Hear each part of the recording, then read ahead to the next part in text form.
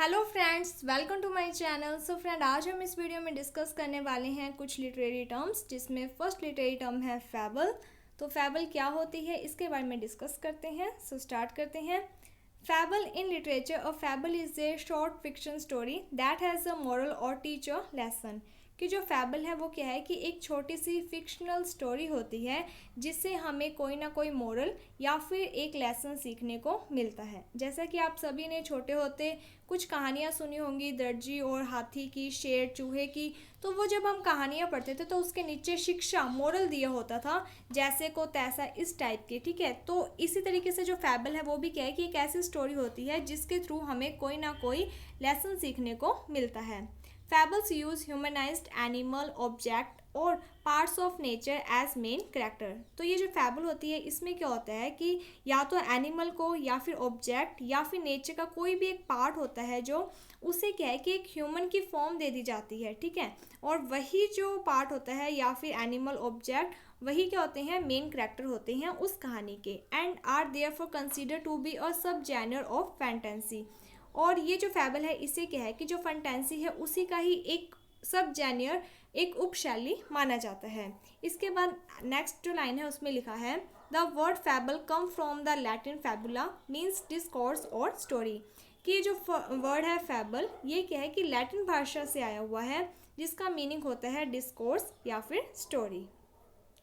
Next जो literary term है उसका नाम है कैटास्ट्रोफी। कैटास्ट्रोफी क्या होता है? Catastrophe is a final resolution that appear in A narrative plot और अ लॉन्ग पोइम। कोई भी जैसे लॉन्ग पोइम है या फिर नरेटिव प्लॉट होता है तो उसमें क्या होता है कि बहुत सारे इवेंट्स होते हैं, बहुत सारी घटनाएं होती हैं जो आपस में जुड़ी हुई होती हैं।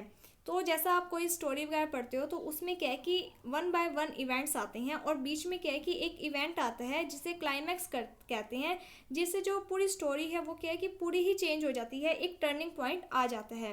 मीन्स कि जैसे ही लगने लगता है कि कोई काम बनने वाला है तभी क्या क्लाइमैक्स आ जाता है, जिससे वो सारा जो काम होता है वो खराब हो जाता है। और उसके बाद जब वो फाइनल एंड आता है, मीन्स कि वो काम वापस से सही होने वाला होता है, तो वो जो फाइनल एंड होता है उसे ही क्या है, कैटास्ट्रोफी कहते हैं।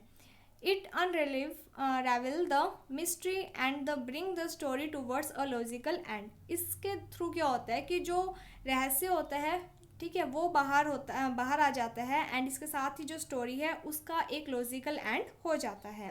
इन ए ट्रेजिडी, जो ट्रेजिडी यानी कि दुखदायी स्टोरीज होती हैं, it could be the death of A protagonist और अदर करेक्टर। कि जो एंड होता है ना उसे ही क्या है, कैटास्ट्रॉफी कह देते हैं, स्टोरी का जो एंड है। ठीक है, अगर वो ट्रेजिडी है, मीन्स दुखदाई स्टोरी है, तो उसमें एंड क्या होता है कि जो मेन कैरेक्टर या फिर कोई अदर कैरेक्टर जिसके ऊपर बेस्ड होती है वो स्टोरी, उसमें उस कैरेक्टर की ही डेथ हो जाती है।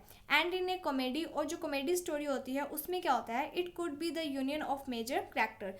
जो मेन कैरेक्टर होता है उसे जो कुछ भी चाहिए होता है, जिसके साथ भी उसका मिलाप होना होता है, वो हो जाता है। ठीक है, तो ये चीज़ इसमें, यानी कि कॉमेडी में एक हैप्पी एंडिंग हो जाती है और जो ट्रेजिडी है उसमें जो भी मेन कैरेक्टर होता है उसकी डेथ हो जाती है।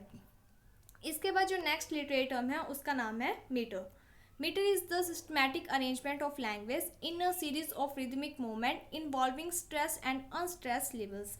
मीटर क्या होते हैं, तो कोई भी एक लैंग्वेज है जो उसमें क्या कि एक सिस्टमैटिक अरेंजमेंट होता है लाइंस का। ठीक है, रिदमिक मूवमेंट यानी कि उस लाइन में कितना रिदम है उसका। ठीक है, जिसके लिए क्या है कि सिलेबस का यूज़ किया जाता है, और ये जो सिलेबस होते हैं ये स्ट्रेस्ड भी होते हैं और अनस्ट्रेस्ड लेवल्स का भी यूज़ होता है। It is a poetic measure related to the length and rhythm to the poetic line.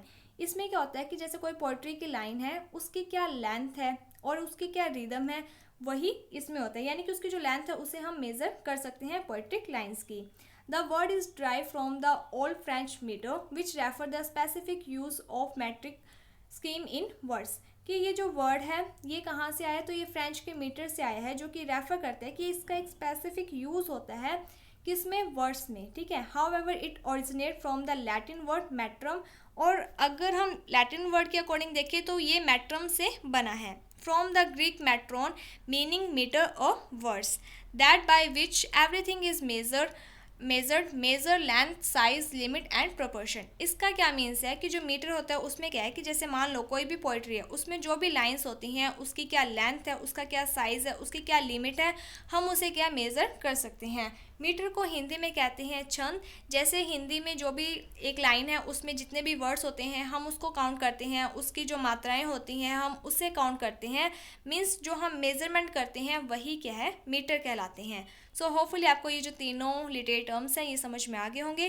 किसी भी प्रकार का अगर कोई डाउट है तो आप हमें बता सकते हो कमेंट सेक्शन में, आपका डाउट दूर कर दिया जाएगा। एंड इसके साथ ही अगर आप BA first year, second year, final year की इंग्लिश लिटरेचर की किसी भी पोइम्स को पढ़ना चाहते हो तो आप ये जो चैनल है नई शुरुआत, इसे सब्सक्राइब कर सकते हो। यहाँ पर हर एक ईयर की क्या है प्लेलिस्ट बना दी गई है जिसमें आपको हर एक पोइम से रिलेटेड जो वीडियोज़ हैं वो प्रोवाइड करवाई गई हैं। आप उन वीडियोज़ को देख सकते हो। अगर आपको ये वीडियो अच्छी लगी है तो like my video, subscribe my channel. Thank you friends for watching my video. Thank you.